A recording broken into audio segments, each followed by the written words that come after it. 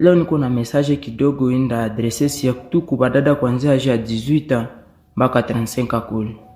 Dadangu, ukapata mwanaume mwenye anakupenda kweli, anakujali, pendana naye. Kama kweli unaweza kumpenda, penda naye.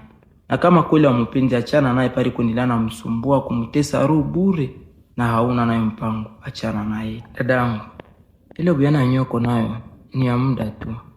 Bengi mko napenda mpate bana wenye bashafanyikwa kimaisha, ni mzuri sana na sikatali. Mwenye kwa mwanaume mwenye kuna nyumba yake, iko na gari zake, iko na maisha tu ya bien sana. Pale badada mko tayari kwa kila kitu.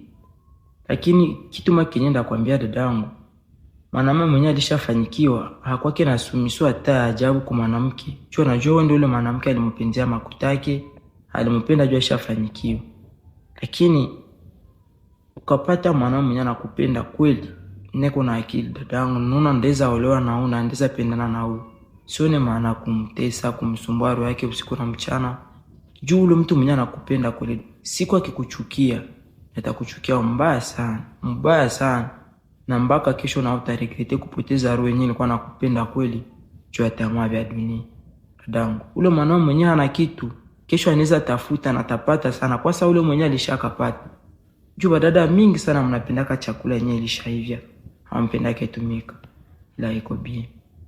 Ilikuwa juste tu kukukonseil na kukukumbusha dadangu, kaona mtu anakupenda, kana kupenda kwa kweli kwa dhati, kama unampenda usimsumbue, na kama hampendi achana naye. Juu mapenzi inatesaka roho sana. Mukaranta hautavutia tena vile, utakusha kuwa umomo hivi sura ishakunja. Na kama ulichezile wakati yako, ulichezea roho za wanaume. Ndio nakutaka mwanamke anakuwa na age moya hivi anaanza sema bamemroka. Hapana. Ni kukosa tu akili na kujua tumia wakati. Kwa tu juste ile message yenyewe nipenda ni conforme dadangu. Umekuwa sumbua roho za wanaume, unachezea huyu leo, kesho kuna huyu, kesho kuna huyu, hauna shwa. Ila ina bien. Na sheba wanaume tunaonaka. Ilikuwa juste ile conseil, kama unafurahi unaweza aimer na una partager, itakuwa nasaidia juu wengine wasikie message. Merci beaucoup.